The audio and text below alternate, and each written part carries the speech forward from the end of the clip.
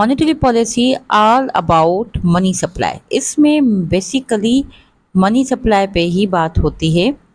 अच्छा, money supply क्या होता है? या तो इसमें इंक्रीज होगा या तो डिक्रीज होगा, यानी इसमें दो एक्टिविटीज होंगी, एक इंक्रीज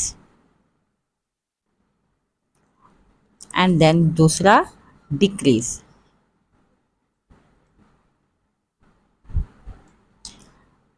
मॉनेटरी पॉलिसी अनाउंस क्यों की जाती है? मनी सप्लाई की वजह से। इसमें मनी सप्लाई क्या हो रहा होता है? या इंक्रीज हो रहा होता है या डिक्रीज हो रहा होता है।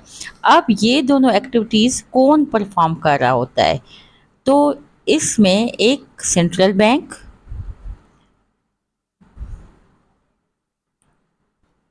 और दूसरा होता है करेंसी बोर्ड। या तो किसी भी कंट्री में कोई सेंट्रल बैंक होगा, जिसे हम बड़ी बैंक, जैसे पाकिस्तान में स्टेट बैंक होता है, और या अगर सेंट्रल बैंक नहीं है तो करेंसी बोर्ड होगा, किसी भी कंट्री का करेंसी बोर्ड बना होगा, वो अनाउंस करता है, वो डिक्लेयर करता है कि अब मनी सप्लाई डिक्रीज की जाएगी या मनी सप्लाई इंक्रीज किया जाएगा। नाउ अब ये एक्टिविटीज़ भी हो गई। अब इसमें हमें कैसे पता चले कि जो मनी सप्लाई है वो इंक्रीज या डिक्रीज हो रही है? तो इसकी बेसिक तीन एक्टिविटीज़ होती हैं। फर्स्ट वन जो एक्टिविटी होती है वो होता है interest rate. Interest rate interest rate या तो इंक्रीज होगा या डिक्रीज होगा मनी सप्लाई में।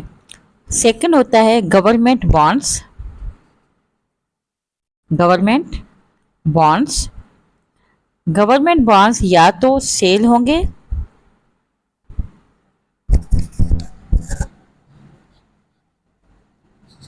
और या बाय होंगे। और थर्ड वन एक्टिविटी होती है, यानी आप ये दो एक्टिविटी समझ गए, इंटरेस्ट रेट और गवर्नमेंट बॉन्ड्स, ये दोनों मनी सप्लाई में गवर्नमेंट बॉन्ड्स या सेल होंगे या बाय होंगे। इंटरेस्ट रेट या तो इंक्रीज होगा या डिक्रीज होगा। और third one bank reserves. Bank reserves ऐसा पैसा होता है जो कि का बैंक की, ऐसे कह सकते हैं कि मिल्कियत होता है। उससे ना लोन दिए जा सकते हैं, ना ही उसको किसी भी चीज़ में यूज़ किया जाता है। बैंक रिजर्व्स या तो ज़्यादा होंगे या डिक्रीज होंगे, इंक्रीज होंगे या डिक्रीज होंगे। अब ये तीन एक्टिविटीज़ हो रही होती हैं मनी सप्लाई के दौरान। यानी मनी सप्लाई जब हो रही होती है तो उस पर इंटरेस्ट रेट की एक्टिविटी हो रही होती है, दूसरी गवर्नमेंट बॉन्ड्स की एक्टिविटी हो रही होती है, तीसरी बैंक रिजर्व की, या बैंक रिजर्व हाई हो रहे होते हो या बैंक रिजर्व डिक्रीज हो रहे होते हैं। वो हो जाएगा। हाँ, तुम काम कर अपना। सही है, स्टार्ट करो। नाउ अब आप समझ गए कि बेसिक जो monetary policy all about the money supply. या तो मनी सप्लाई इंक्रीज हो रहे हैं या डिक्रीज हो रहा है। और मनी सप्लाई इंक्रीज या डिक्रीज कैसे होगा, उसकी मेन तीन जो है ना एक्टिविटीज़ होती हैं। फर्स्ट वन जो मैंने आपको बताया interest rate, second one government bonds और थर्ड वन बैंक रिजर्व्स। ये तीन एक्टिविटीज़ से हमें पता चलता है कि मनी सप्लाई हो रही है या नहीं हो रही। नाउ अब अगर मनी सप्लाई मॉनेटरी पॉलिसी की डेफिनेशन की बात करें तो मॉनेटरी पॉलिसी डिफाइन एज या refer to the control of the money supply. As I already told you के मनी सप्लाई जो है ना, मॉनेटरी पॉलिसी जो है वो मनी सप्लाई पे काम कर रही होती है। मनी सप्लाई को कंट्रोल कर रही है इन सेंस ऑफ डिक्रीज और इंक्रीज, यानी कब मनी सप्लाई को ज़्यादा करना है और कब मनी सप्लाई को कम करना है, यानी ये कंट्रोल कौन कर रहा है? ये कंट्रोल कर रही है monetary policy. And interest rate by central bank. अच्छा, interest rate already this is the activity for the money supply. और बाय द सेंट्रल बैंक यानी बड़ा bank, just like state bank, जिस तरह पाकिस्तान में स्टेट बैंक है, कि इंटरेस्ट रेट हाई करना है या लो करना है या कितना रखना है, वो डिसाइड किया जाता है मॉनेटरी पॉलिसी में। अच्छा, ये सब क्यों किया जाता है? इसका मेन ऑब्जेक्टिव क्या है? इसका मेन ऑब्जेक्टिव है to achieve macro economic goals such as controlling inflation, stabilizing currency and fostering employment. इसका जो मेन ऑब्जेक्टिव है कि वो इन्फ्लेशन को कंट्रोल करे। मॉनेटरी पॉलिसी ऐसी अनाउंस की जाए जो इन्फ्लेशन को कंट्रोल करे, करेंसी स्टेबलाइजिंग हो और एम्प्लॉयमेंट जो है वो ज़्यादा से ज़्यादा हो। This is all about monetary policy. अब हम बढ़ते हैं टाइप्स ऑफ मॉनेटरी पॉलिसी की तरफ। So there are two types of monetary policy. First one is contractionary monetary policy and second one is expansionary monetary policy. Expansionary monetary policy. अच्छा, दोनों types हैं किसकी? मॉनेटरी पॉलिसी के। MP लिख देती हूँ, आप समझ जाइएगा कि दोनों टाइप्स हैं किसकी? मॉनेटरी पॉलिसी के। फर्स्ट इसको कह दे और सेकंड हमारी ये है। नाउ अब दोनों में क्या होता है? दोनों में होता है मनी सप्लाई, लेकिन यहाँ पे मनी सप्लाई डिक्रीज होता है। मनी सप्लाई डिक्रीज होगा। कॉन्ट्रैक्शनरी मॉनेटरी पॉलिसी में मनी सप्लाई डिक्रीज होता है और यहाँ एक्सपेंशनरी में मनी सप्लाई जो होता है वो इंक्रीज होता है।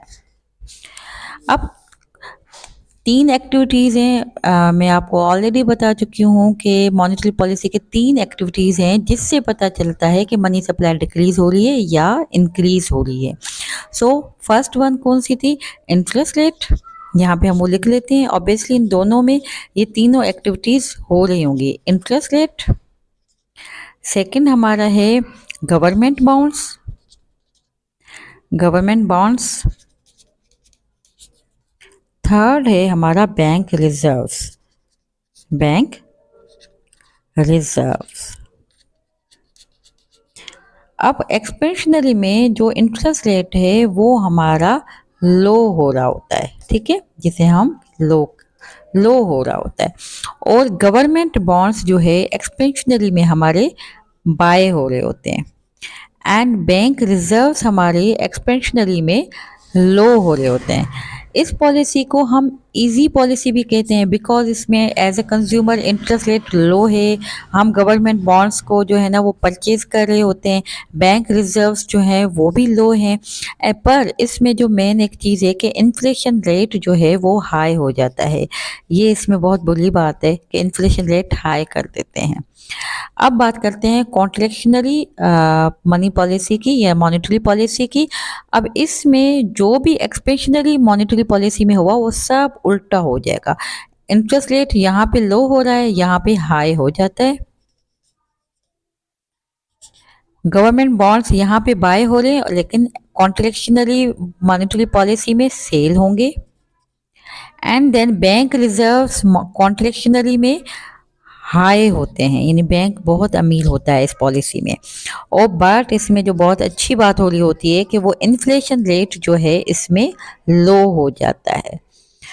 So this is all about monetary policy. Government country की कंडीशन को देखते हुए अनाउंस करती है कि कॉन्ट्रैक्शनरी पॉलिसी या एक्सपेंशनरी मॉनेटरी पॉलिसी, इन दोनों में से कोई भी एक अनाउंस करती है। और अगर वो सही अनाउंस ना हो according to the country policy या वो इम्प्लीमेंट सही ना हो या जिस तरह की कंट्री की कंडीशन है उस पर सूट ना करे तो रीसेशन हो जाती है। और रीसेशन आपको पता है कि हाई अनएम्प्लॉयमेंट लाती है। So this is all about monetary policy. Hopefully कि आपको मॉनेटरी पॉलिसी बहुत अच्छे से समझ में आ गई होगी। कोई सवाल है तो आप कमेंट बॉक्स में मुझसे पूछ सकते हैं।